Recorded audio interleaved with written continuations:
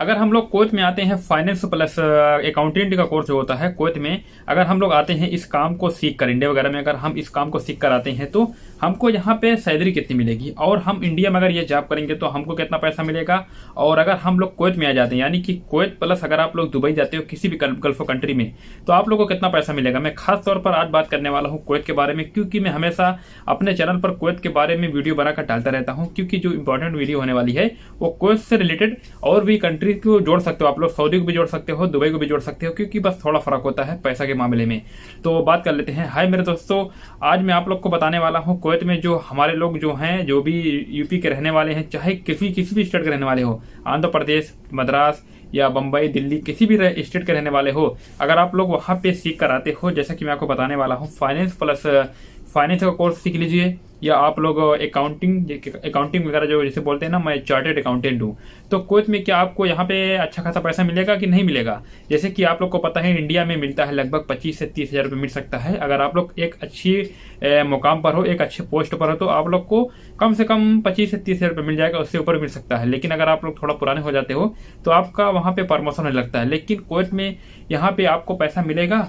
तो आज हम बात करने वाले हैं, आज मिलकर बात करने वाले हैं, क्योंकि बहुत से ऐसे लोग हैं जो हमारे वीडियो देखते हैं, उनको काफ़ी यार नॉलेज होती है। तो मैं सोच रहा हूँ कि यार आप लोग को भी साथ साथ में चलना होगा, क्योंकि अगर मुझसे कुछ गलती हो जाएगी तो प्लीज़ आप लोग एक बार कमेंट करके बता देना। लेकिन मैं जो वीडियो बना रहा हूँ पूरी इन्फॉर्मेशन के साथ बना रहा हूँ, पूरी अपने पास इन्फॉर्मेशन मैं गैदर कर लिया हूँ, तभी मैं वीडियो आप तक ये पहुँचा पा रहा हूँ, ताकि आप तक कोई भी गलत इन्फॉर्मेशन ना पहुँच पाए। अगर कोई भी गलती से इन्फॉर्मेशन, कुछ वर्ड होगा अगर मैं गलत बोल देता हूँ तो प्लीज़ माफ कर देना और एक बार कमेंट कर देना, ताकि मैं हो सकता है देखूँ अच्छा मैंने यहाँ पे गलत बोला है। तो चलिए शुरू कर देते हैं।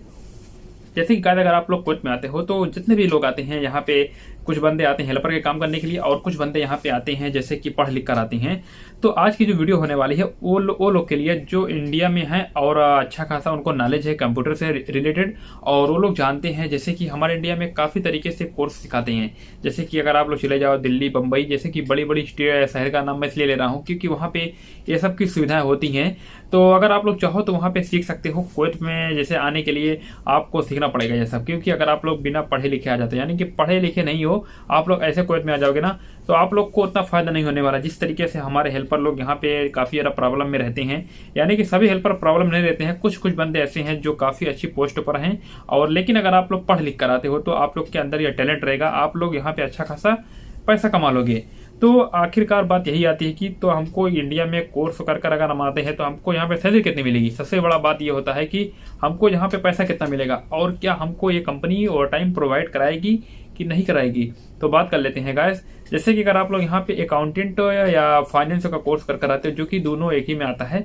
जैसे कि अगर आप लोग कुवैत में यहाँ पे आओगे ना, जैसे कि जब कोई बंदा यहाँ पे अरबी रहेगा, क्या बोलेगा, आप कहाँ पे काम कर रहे हो, फाइनेंस में। फाइनेंस जब भी यहाँ पे नाम आएगा ना, आप लोग को हमेशा समझना है कि अकाउंटेंट वगैरह, अकाउंटेंट मतलब कि पूरा हिसाब वगैरह करना है, कंपनी में क्या सामान घटा है, क्या बढ़ा है, पूरा वहाँ पे आपको वहाँ पे जोड़ना पड़ेगा, ऐड करना पड़ेगा। जब भी आप लोग इस काम के बारे में आएंगे ना, तो आपको पूरा वहाँ पे सीखना पड़ेगा। ऐसा नहीं कि आप लोग इंडिया में कोर्स कर आ रहे हो फिर उसके बाद यहाँ पे बोलते हो कि हमको सब आता है। लेकिन यहाँ पे कुछ सिस्टम होता है, सिस्टम के हिसाब से आप लोग को यहाँ पे सीखना पड़ेगा। कम से कम 1-2 महीना, 3 महीना, 4 महीना सीखना पड़ेगा। बाद में आप लोग को यहाँ पे एक्सपर्ट हो जाओगे, क्योंकि हर जगह पे सिस्टम अलग अलग होता है। बाकी जो आपकी बेसिक नॉलेज रहेगी ना, वो तो सेम ही रहेगी, कुछ नहीं रहेगी। लेकिन जो सिस्टम होता है, सिस्टम का मतलब मैं इस वजह से इस वर्ड को यूज कर रहा हूँ क्योंकि जो काम रहता है वहाँ पे, जैसे कि अगर आप लोग कुवैत में आते हो, आपको कुवैत में जो काम रहेगा ना, आपको फाइनेंस या अकाउंटिंग से रिलेटेड काम थोड़ा अलग रहेगा स्टार्टिंग में। बाद में जब आप लोग काम सीख जाओगे ना, जब आपको नॉलेज रहेगी ना, एक फाइनेंस जो बंदा स्किल जो होती है जिसके पास, वो पूरी सेम ही होती है, लेकिन जो काम रहता है थोड़ा थोड़ा डिफरेंट होता है। जैसे कि अभी मेरे पास एक जैकेट है, और इस जैकेट को मुझे वहाँ पे फाइनेंस में, जैसे कि मेरे पास 1000 या 500 जैकेट है, उसको यानी कि सेल करना है, कितना सामान गया, कितना सामान आया, पूरा वहाँ पे मुझे ऐड करना होगा। तो कंपनी में जैसे इन्वेंट्री होती है, इसी तरीके से सामान को यहाँ से एक स्थान से लेकर दूसरे स्थान तक ले जाते हैं।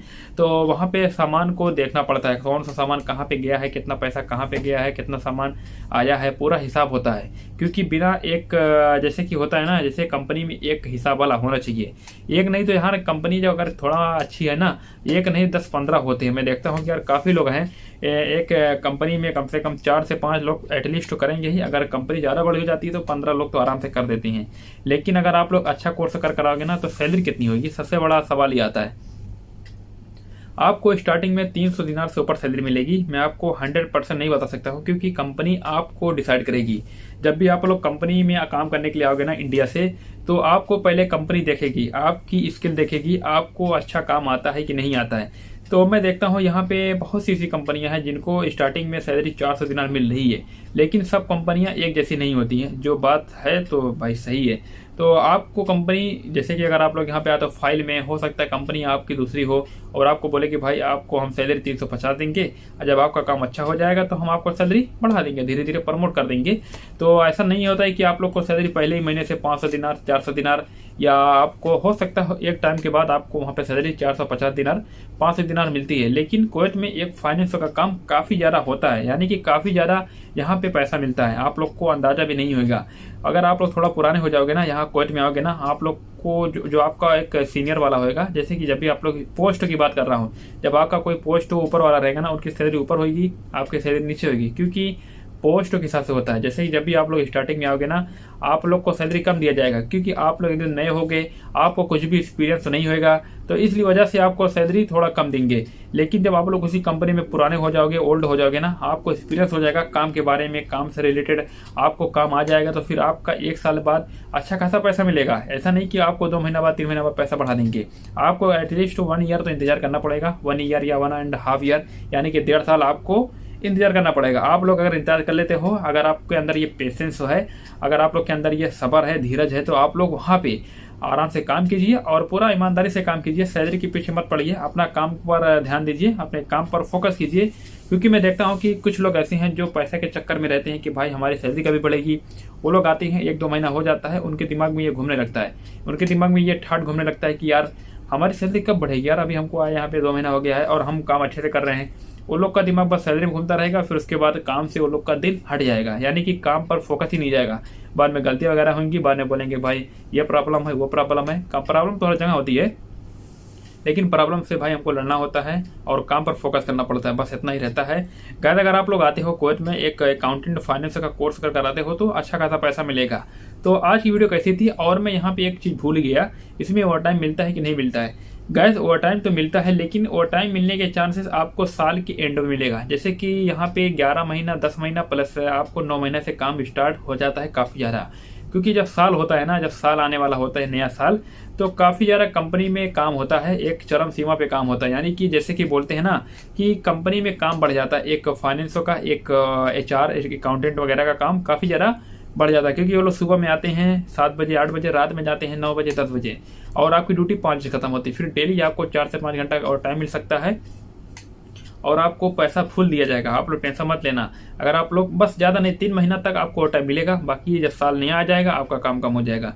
क्योंकि साल की 1 तारीख के पहले ये लोग को पूरा रिपोर्ट देना पड़ता है अपने ऑनर को, जो इनका ऑनर होता है पूरा इन्हीं पे डिपेंड होता है। क्योंकि ये अच्छे तरीके से काम करते हैं, कौन सा पैसा कहाँ जाता है, कौन सा पैसा यहाँ आता है, ये लोग अपने ऑनर को, अपने साहब को पूरा पैसा की रिपोर्ट देते हैं, और कितना पैसा कंपनी से आया है, कितना पैसा कंपनी से गया है, पूरा ये लोग साल के आखिरी तक यानी कि अपना रिपोर्ट दे देते हैं कि सर इतना पैसा कंपनी में आया है, इतना और इतना जाए गया 2022 में 2019 में। यानी कि वो लोग, मैं बस आप लोग को एक मिसाल, एक एग्जांपल, एक उदाहरण के तौर पर बता रहा हूँ गाइस।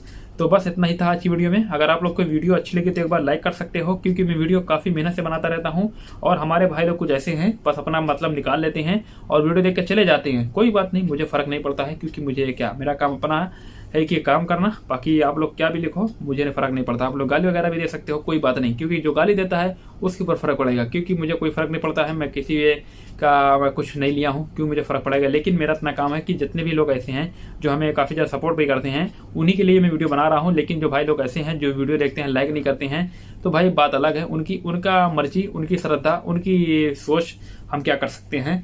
तो चलिए आज की वीडियो को यहीं पे खत्म करते हैं। अगर आप लोग की वीडियो अच्छी लगी तो लाइक कर देना, चैनल को सब्सक्राइब कर देना। चलिए मिलते हैं कल। और अगर आप लोग के मन में कोई भी डाउट है, जो हमारे काफ़ी ज़्यादा जो दिल चहेती सब्सक्राइबर हैं, जो हमें लाइक करते हैं, जो हमें सपोर्ट करते हैं। अगर आप लोग के भाई कुछ भी अंदर आपको कुछ डाउट है, एक बार कमेंट बॉक्स में लिख देना भाई, इसके बारे में वीडियो बनाइए, तो मैं इंशाल्लाह एक ना एक दिन दूसरी वीडियो लेकर आ जाऊंगा उसके बारे में, जैसा कि आप लोग चाहते हो। तो चलिए मिलते हैं कल।